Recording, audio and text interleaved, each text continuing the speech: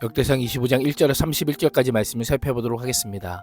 레위인과 제사장 조직을 정비한 다윗은 레위인 사역자 중 찬양과 연주를 전담할 찬양대를 조직합니다.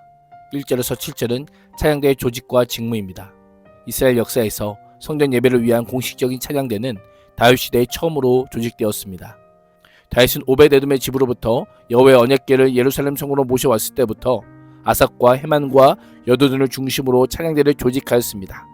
당시 다윗은 예루살렘에 하나님의 임재를 상징하는 언약궤를 안치함에 감격하여 온 백성과 함께 성회를 열었을 뿐 아니라 이를 기념하고 찬양하기 위해 아삽과 헤만 여두둔과 그들에게 속한 자들을 중심으로 찬양대를 구성하였습니다. 언약궤 안치의식이 끝난 후에는 아삽의 찬양대는 예루살렘에 여호와의 언약궤가 있는 장막에서 봉사하였고, 헤만과 여두둔의 찬양대는 원래 성막이 있던 기본에서 봉사하였습니다. 찬양대는 예배의 거룩함과 공동체의 결속을 유지하며 신앙 공동체를 이끌고 하나님의 능력을 드러내는 중요한 역할을 담당했습니다. 찬양대 조직은 제사장과 레위인의 직무를 결정 절차와 동일하게 먼저 가문별로 나눈 후 제배를 뽑아 24반처로 구성합니다. 다윗은 군대 지휘관들과 함께 아삽, 헤만, 여두둔의 자손 중에서 찬양대를 구별하여 섬기게 합니다. 구별하여 섬기다라고 하는 표현은 찬양의 직무가 단순한 연주나 직업이 아닌 하나님의 예배를 돕는 성결한 소명임을 알려줍니다. 성전 찬양대로 선발된 아삽과 헤만과 여두둔의 자손들은 수금과 비파와 제금으로 연주하였고, 이들의 반주에 맞추어 신령한 노래를 불렀습니다. 신령한 노래란 환상과 기적을 일으키는 신비한 노래가 아닙니다. 예언하다, 영감을 받아 말하다, 찬양하다 라고 하는 의미입니다. 신령한 노래라고 하는 것은 노래가 예언의 역할을 하기 때문입니다. 예언은 미래에 일어날 일보다는 현재 하나님께부터 주어지는 말씀을 전하는 것입니다. 따라서 찬양은 단순한 음악이 아니라 성령의 감동 아래 하나님의 말씀을 선포하는 예언적 사역입니다. 찬양대를 통해 하나님의 말씀이 노래라는 형식으로 선포되었던 것입니다. 하나님께서 우리를 구별하여 하나님의 백성으로 삼으신 것은 레위인들이 하나님의 신령한 노래와 찬양으로 하나님을 섬겼던 것처럼 우리로 하여금 신령한 찬송으로 하나님을 섬기도록 하기 위함입니다.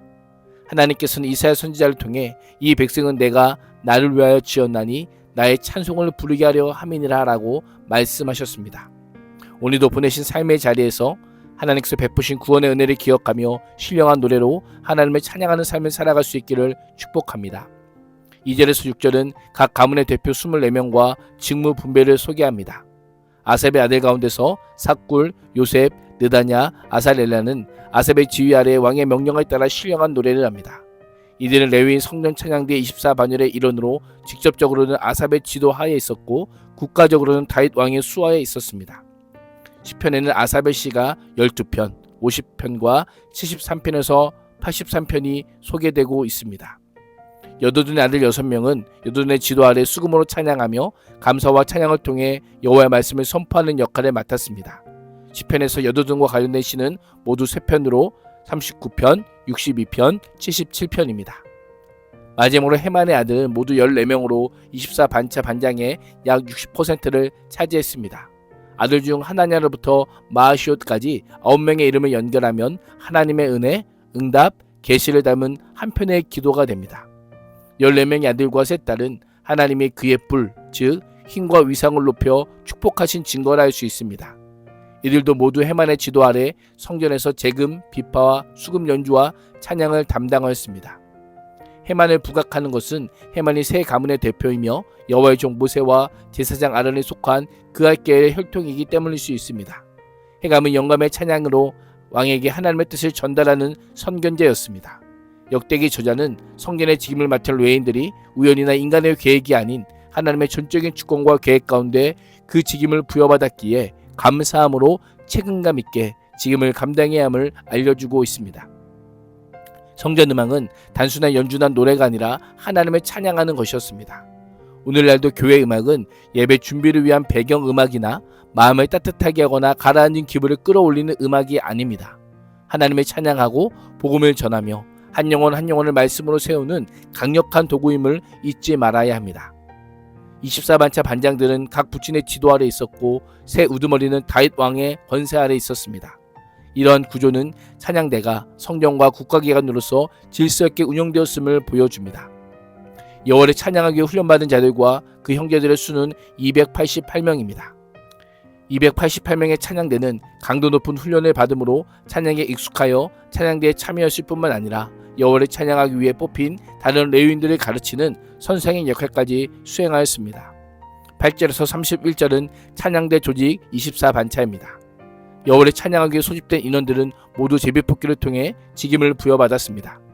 제비를 뽑는 것은 의사결정에 있을 수 있는 불공정한 선임이나 기득권 유지와 관련된 외부의 압력 등 모든 인위적 요소를 완전히 배제시키고 오직 하나님의 뜻에 모든 것을 맡긴다라는 의미입니다.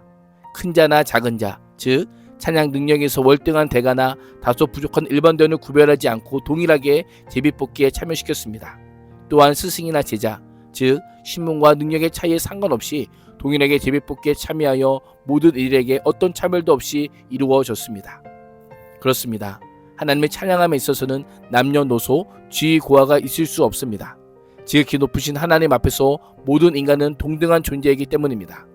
하나님을 찬양하기 위해서는 나의 찬양을 받으시는 분이 사람이 아니라 지존하신 하나님임을 알아야 합니다. 또한 하나님 앞에서 아무것도 내세울 것 없는 나의 모습을 발견할 때 진정한 하나님의 은혜를 찬양할 수 있음을 기억해야 합니다. 24반차 명단을 보면 1, 3, 5, 7 반차는 아삭 가문, 2, 4, 6, 8, 10 반차는 여두둔 가문, 나머지 6, 9, 11, 13, 15에서 24 반차는 헤만 가문이 맡았습니다. 순서를 볼 때 제비뽑기는 아삭과 여두둔 가문이 번갈아가며 제비를 뽑고 이후 헤만 가문이 다수를 차지하는 방식으로 진행된 것으로 보입니다. 역대기 저자는 성전 건축에 필요한 자원을 준비한 사실보다 성전에서 일할 인적 자원을 조직한 사실에 압도적으로 많은 분량을 할애하고 있습니다. 이를 통해 앞으로 건축될 성전의 외형보다 성전에서 하나님을 섬길 사람들의 역할을 더 중요하게 여기고 있음을 알려주고 있습니다.